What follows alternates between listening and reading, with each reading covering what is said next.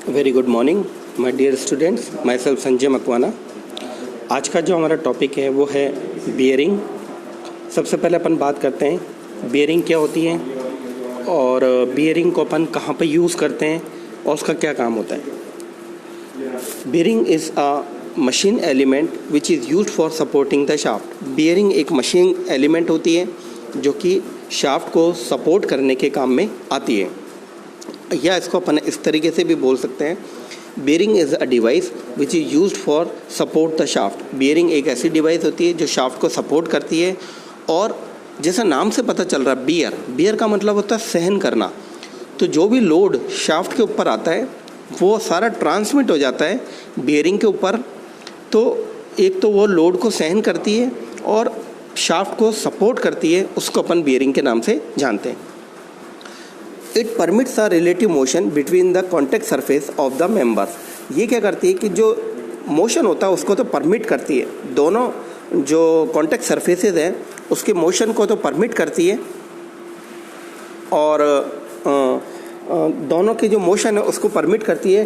Due to the relative motion between the contact surface a certain amount of power is wasted in overcoming the frictional resistance. जब ये power को transmit करती है दो surface मिलके, तब क्या होता है कि सर्टेन अमाउंट जो पावर की होती है वो फ्रिक्शनल की वजह से वेस्ट हो जाती है, कुछ पावर में ड्रॉप आ जाता है ड्यू टू द फ्रिक्शन।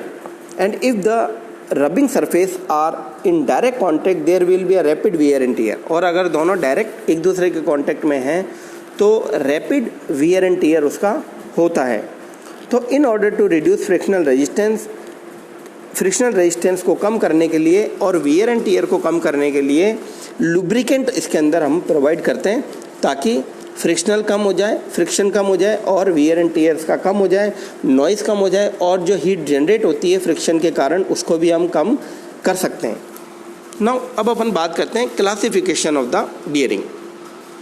तो bearing are classified on the two broad categories. दो कैटेगरी के बेसिस पे इसको अपन ने क्लासीफाई किया है। पहली है depending upon the direction of the load to be supported, कि किस दिशा के अंदर लोड हमारा आ रहा है और जिसको सपोर्ट कर रहे हैं। तो पहला है रेडियल बियरिंग, जो रेडियस की डायरेक्शन में लोड आता है उसको रेडियल बियरिंग कहते हैं। और जो एक्सिस के डायरेक्शन में लोड आता है, शाफ्ट की एक्सिस के या बियरिंग की एक्सिस की डायरेक्शन में जो लोड आता है उसको अपन थ्रस्ट बियरिंग बोलते हैं। So according to the direction of the load, one is radial bearing and second one is thrust bearing. ये दो कैटेगरी हमारी है। फिर उसके बाद सेकंड है हमारा depending upon the nature of the contact का जो नेचर है उसके अकॉर्डिंग अपन ने फिर इसको डिवाइड किया है। तो उसमें पहली है हमारी rolling contact bearing. Rolling contact bearing वो बियरिंग है जिसमें दो सरफेसेस या तो पॉइंट कॉन्टैक्ट में होंगे या लाइन कॉन्टैक्ट में होंगे, उनको अपन बोलते हैं रोलिंग कॉन्टैक्ट बियरिंग। फिर दूसरी हमारी है sliding contact bearing. Sliding contact bearing वो बियरिंग है जिसके अंदर जो दो सरफेस है, जैसे शाफ्ट और बियरिंग का जो दो सरफेस है वो सरफेस कांटेक्ट के अंदर होंगे, उसके अंदर एक दूसरे के जो सरफेसेस हैं वो कांटेक्ट के अंदर होंगे, उसको अपन बोलते हैं स्लाइडिंग कांटेक्ट बियरिंग। तो चलिए अपन इसको थोड़ा सा ब्रॉड में बात करते हैं। सबसे पहले अपन बात करते हैं स्लाइडिंग कांटेक्ट बियरिंग की। The sliding contact bearing take place along the surfaces of the contact between the moving element and the fix element. जो स्लाइडिंग कांटेक्ट बियरिंग है उसकी जो दो सरफेस है, जो रोटेटिंग वाली और जो फिक्स है, जैसे एक बियरिंग और दूसरी शाफ्ट, इनके अंदर सरफेस कांटेक्ट होता है। और जब सरफेस कांटेक्ट होता है तो फ्रिक्शन का जो अमाउंट है वो बहुत ही ज़्यादा हो जाता है, फ्रिक्शन का अमाउंट बहुत ज़्यादा हो जाता है। और इस वजह से जब फ्रिक्शन ज़्यादा होगा तो देखिए हीट ज़्यादा जनरेट होगी, जब हीट ज़्यादा जनरेट होगी वियर एंड टियर ज़्यादा जनरेट होगा, वियर एंड टियर ज़्यादा जनरेट होगा तो मान लीजिए कि जो ड्रॉप है, जो पावर का लॉस है वो भी ज़्यादा होगा और जो हीट है वो ज़्यादा डेवलप होगी। तो इसके कारण क्या होता है कि ये दोनों जो है स्लाइडिंग कॉन्टैक्ट में, ये सरफेस कॉन्टैक्ट बियरिंग के नाम से जानी जाती है। इनकी लोड कैरिंग कैपेसिटी ज़्यादा होती है और ये जो है हम हैवी मशीनरी में हम ज़्यादा इस्तेमाल करते हैं। जहाँ पर हैवी मशीनरी है वहाँ पर अपन इसको ज़्यादा यूज़ करते हैं, जैसे पेडिस्टल बियरिंग, जैसे थ्रस्ट बियरिंग, जैसे प्लम्बर ब्लॉक। ऐसी मशीनरी जहाँ हैवी लोड आ रहा है, जहाँ आरपीएम कम होते हैं, स्लो आरपीएम से कोई मशीनरी घूम रही है, जैसे बॉल मिल, कोल मिल, राइट, जो स्लो चलती है, वहाँ पर अपन स्लाइडिंग कॉन्टैक्ट बियरिंग का ज़्यादा इस्तेमाल करते हैं, क्योंकि यहाँ पर फ्रिक्शन ज़्यादा होता है, पावर ट्रांसमिट ड्रॉप ज़्यादा होता है, पावर का ड्रॉप ज़्यादा होता है। फ्रिक्शन ज़्यादा होने से हीट ज़्यादा जनरेट होती है, लुब्रिकेशन की आवश्यकता ज़्यादा पड़ती है। ये सारे इसके कारण हैं। तो स्लाइडिंग कॉन्टैक्ट बियरिंग के बाद हमारा जो दूसरी कैटेगरी है वो है हमारी, देख सकते हैं आप इसमें चित्र के अंदर, आप देखिए, वो है rolling contact bearing. Rolling contact bearing जैसे मैंने बताया, इसके अंदर द स्टील बॉल्स और rollers are interposed between the moving and the fixed element. जो स्टील की बॉल्स है, जिसको रोलर्स बोलते हैं अपन, उसको अपन इंटरपोज कर देते हैं मूविंग और फिक्स्ड एलिमेंट के बीच में। और रोलिंग कॉन्टैक्ट बियरिंग जो होती है, इसके अंदर या तो दो सरफेसेस का पॉइंट कांटेक्ट होता है या लाइन कांटेक्ट होता है, जिसकी वजह से जो फ्रिक्शन है वो कम होता है as compare to sliding contact bearing. Sliding contact के बियरिंग के रेस्पेक्ट में जो रोलिंग कॉन्टैक्ट बियरिंग है, उसके अंदर फ्रिक्शन कम होता है, या तो पॉइंट कांटेक्ट होता है या लाइन कांटेक्ट होता है। और फ्रिक्शन कम होने की वजह से पावर का लॉस जो होता है वो भी कम होता है, फ्रिक्शन जो होता है वो भी कम होता है, और हीट जो जनरेट होती है वो भी कम होती है।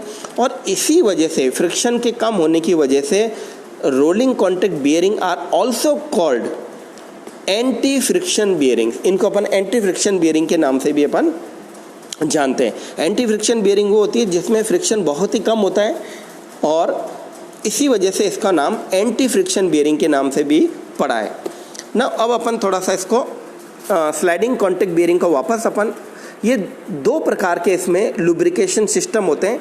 एक होता है हाइड्रोस्टैटिक बियरिंग लुब्रिकेशन, और एक होता है हाइड्रोडायनेमिक बियरिंग लुब्रिकेशन। ये दो तरीके के सिस्टम है लुब्रिकेशन के स्लाइडिंग कॉन्टैक्ट बियरिंग के अंदर, या ये कह सकते हैं कि दो प्रकार की स्लाइडिंग कॉन्टैक्ट बियरिंग होती है, एक हाइड्रोस्टैटिक और एक हाइड्रोडायनेमिक। सबसे पहले अपन बात करते हैं हाइड्रोस्टैटिक की। Hydrostatic lubrication is defined as the system of lubrication in which load supporting fluid film separated by two surfaces is created by external source like a pump supplying sufficient fluid under pressure।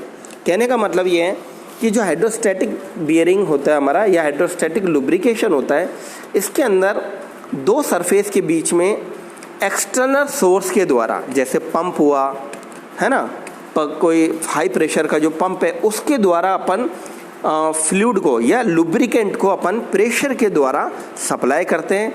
और अगर ऐसा करते हैं तो वो hydrostatic lubrication कहलाता है, और ऐसी बियरिंग को हाइड्रोस्टैटिक बियरिंग अपन बोलते हैं, जिनके अंदर अपन लुब्रिकेंट को प्रेशर के साथ अपन सप्लाई करें, उसको अपन हाइड्रोस्टैटिक बियरिंग कहते हैं। दूसरी हमारी है हाइड्रोडायनामिक। इसके अंदर क्या होता है, hydrodynamic lubrication is defined as the system of lubrication in which the load supporting fluid film is created by the shape and relative motion of the sliding surface. इसके अंदर क्या होता है कि जो हमारा मूविंग ऑब्जेक्ट है, जैसे शाफ्ट, और जब अपन इसके अंदर लुब्रिकेशन कर देते हैं, तब जब वो शाफ्ट घूमती है तब एक फिल्म बनाती है जिसको लुब्रिकेशन फिल्म बोलते हैं। हाइड्रोडायनेमिक लुब्रिकेशन फिल्म हम उसको बोलते हैं, जो मोशन से क्रिएट होती है, शाफ्ट के घूमने से वो बनती है फिल्म, और अगर ऐसा होता है तो उसको अपन हाइड्रोडायनेमिक लुब्रिकेशन बोलते हैं। तो ये दो कैटेगरी हमारी थी स्लाइडिंग कॉन्टैक्ट बियरिंग की। अब अपन बात करते हैं, देखिए, रोलिंग कॉन्टैक्ट बियरिंग की। देखिए, रोलिंग कॉन्टैक्ट बियरिंग भी जो है उसके बेसिकली 4 भाग होते हैं। सारे रोलिंग कॉन्टैक्ट बियरिंग के 4 पार्ट होते हैं। पहला भाग जो है इनर रेस, दूसरा आउटर रेस, तीसरा रोलिंग एलिमेंट। रोलिंग एलिमेंट कोई सा भी हो सकता है, बॉल हो सकती है, रोलर हो सकता है, निडल हो सकती है, XYZ, और केज। केज के साथ ही रिटेनर होता है, जो कि बॉल्स को केज के अंदर रोकने के लिए यूज़ किया जाता है, उसको रिटेनर बोलते हैं।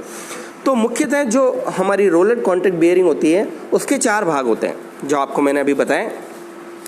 फिर अब इसको भी अपन ने कैटेगराइज करा है, इस पर अपन थोड़ा सा नज़र डालते हैं कि जो हमारी रोलर कॉन्टैक्ट बेयरिंग है वो कौन कौन सी होती है। तो उसमें सबसे पहले जो हमारी है बॉल बेयरिंग, दूसरी है सिलेंड्रिकल रोलर बेयरिंग, तीसरी है टेपर रोलर बेयरिंग और चौथी हमारी निडल रोलर बेयरिंग। ये 4 प्रकार की जो हमारी बेयरिंग है ये हमारी रोलिंग कॉन्टैक्ट बेयरिंग के अंदर आती हैं। अब जैसा मैंने आपको बताया बॉल बेयरिंग, तो देखिए एक बॉल बेयरिंग का चित्र आपको नज़र आ रहा है। इसमें क्या क्या चीज़ अपन को दिख रही है, इसमें अपन देख सकते हैं कि इसमें अपन देख सकते हैं कौन कौन सी चीज़ है। एक तो आउटर रेस है, ये देखिए ये आउटर रेस है, ये इनर रेस है, ये बोर है, ये रोलिंग एलिमेंट है, ये केज है, यहाँ पर केज है, ये आउटर डायमीटर है, ये विड्थ है, ये अलग अलग उसके पार्ट्स के नाम हैं, अलग अलग डायमेंशन है। और इसमें एक विड्थ भी होती है, ये देखिए ये विड्थ भी है, यहाँ पर ये विड्थ है, ये इंटरनल डायमीटर जिसको बोर कहते हैं, ये एक्सटर्नल डायमीटर है, ये रोलिंग एलिमेंट है, ये आउटर रेस है, ये इनर रेस है और ये रोलिंग एलिमेंट है। बॉल को रोलिंग एलिमेंट, यहाँ बॉल है इसलिए बॉल बेयरिंग के नाम से इसको अपन जानते हैं।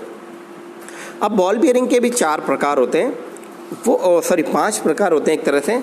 तो देखिए पहला कौन कौन सा है, पहला हमारा single row deep groove ball bearing, दूसरा है double row deep groove ball bearing, तीसरा है एंगुलर कॉन्टैक्ट बॉल बेयरिंग, चौथा है सेल्फ अलाइनिंग बॉल बेयरिंग और पांचवा है थ्रस्ट बॉल बेयरिंग। ये 5 प्रकार बॉल बेयरिंग के अंदर ही आते हैं, इनको अपन बॉल बेयरिंग बोलते हैं। फिर इसी तरह के अगर अपन देखें कि तो हमारा नेक्स्ट जो क्लासिफिकेशन है वो सिलेंड्रिकल रोलर बेयरिंग है। इसके अंदर भी हमारे 4 प्रकार आते हैं। पहली है हमारी सिलेंड्रिकल रोलर बेयरिंग, देखिए ये सिलेंड्रिकल रोलर बेयरिंग है। फिर दूसरी हमारी टेपर रोलर बेयरिंग, ये हमारी टेपर रोलर बेयरिंग है। तीसरी हमारी स्पेरिकल रोलर बेयरिंग, ये स्पेरिकल रोलर बेयरिंग है। और चौथी हमारी निडल रोलर बेयरिंग, ये निडल रोलर बेयरिंग है हमारी। तो ये 4 प्रकार हमारी प्रकार की बेयरिंग जो है वो सिलेंड्रिकल रोलर बेयरिंग के अंतर्गत आती है, जिसके आपने यहाँ पर चित्र भी देखे हैं, आप यहाँ चित्र देख सकते हो चारों के, सबकी अपनी अपनी यूज़फुलनेस है। ये लोड कैरिंग कैपेसिटी इसकी हाई होती है, ये एक्सियल और रेडियल लोड दोनों लेती है। ये स्फेरिकल रोलर बेयरिंग जो सेल्फ अलाइनिंग रोलर बेयरिंग के नाम से जानी जाती है, और ये निडल रोलर बेयरिंग जिसके अंदर केज नहीं होता है, और केज नहीं होने के साथ साथ इसमें जो लोड कैपेसिटी होती है वो हायर होती है और ओवरऑल डायमेंशन इसकी कम होती है। इसको अपन निडल रोलर बेयरिंग के नाम से भी जानते हैं। तो ये था दोस्तों हमारा क्लासिफिकेशन जो था बेयरिंग और बेयरिंग का क्लासिफिकेशन जो मैंने आपको बताया यहाँ पे। मैं उम्मीद करता हूँ आपको इसको समझने में मदद मिलेगी इस वीडियो के द्वारा। बहुत बहुत धन्यवाद। Thank you very much.